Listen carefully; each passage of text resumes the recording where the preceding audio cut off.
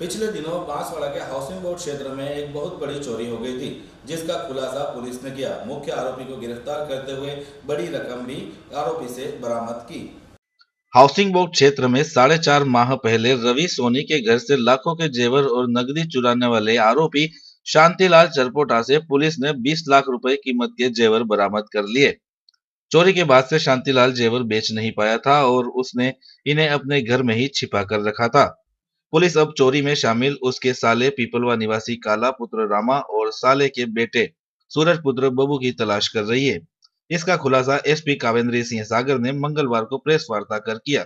SP ने इस खुलासे पर पुलिस टीम के प्रयासों की सराहना भी की। एसपी ने कहा कि शांतिलाल शातिर अपराधी है और उसके खिलाफ पहले भी चोरी और नकबजनी के 6 मामले दर्ज हो रखे हैं। शहर में हुई दूसरी चोरियों के खुलासे को लेकर भी टीम बनाई है, जो लगातार संदिग्धों पर नजर रखे हुए है। दरअसल पुलिस को इस चोरी में शांतिलाल के संलिप्त होने का सुराग चोरी के बाद तीनों आरोपियों के आपसी झगड़े से पता चला।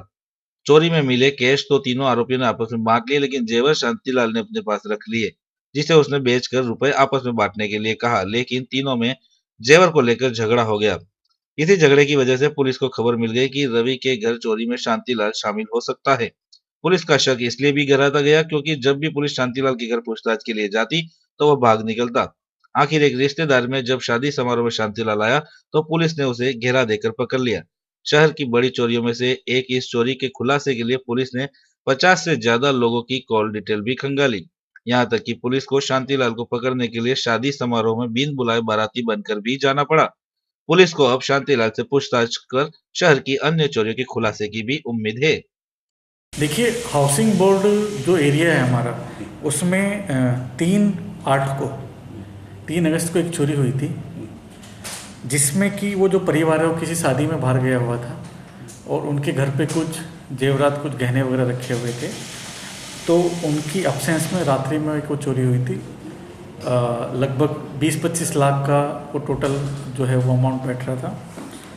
तो इस वारदात के बाद हम लोगों ने उसमें मुकदमा दर्ज किया। जो रवि सोनी इसमें जो प्रार्थी हैं, उनका घर से हुई थी चोरी, इस पर हमने मुकदमा दर्ज किया। और तभी से जो हमारी टीम है, हमारी जो कोतवाली की टीम है और जो बाकी भी हमारा जो डीएसटी वगैरह वाली जो टीम है, सब लोग इसे चोरी को खोलने में लगे हुए थे।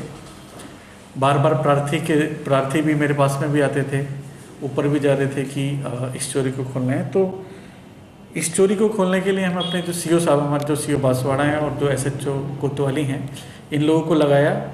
और मौके से जो हमें आसपास से सीसीटीवी फुटेज वगैरह मिले, बाकी जो सीडीआर वगैरह, उन सब का एनालिसिस किया।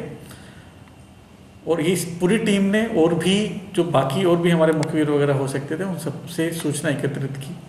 और उसके आधार पर जो एक ये अभी हम लोगों ने गिरफ्तार किया, शांतिलाल पिता देवजी, जो कि निचला घंटाला का रहने वाला है। इससे 18 तारीख को हम लोगों ने अरेस्ट किया है। इससे पहले हम लोगों ने पूछताछ के लिए डिटेन किया था, जिसमें इससे पूछताछ की तो इसने ये सारी चीज़ें कबूल की थी।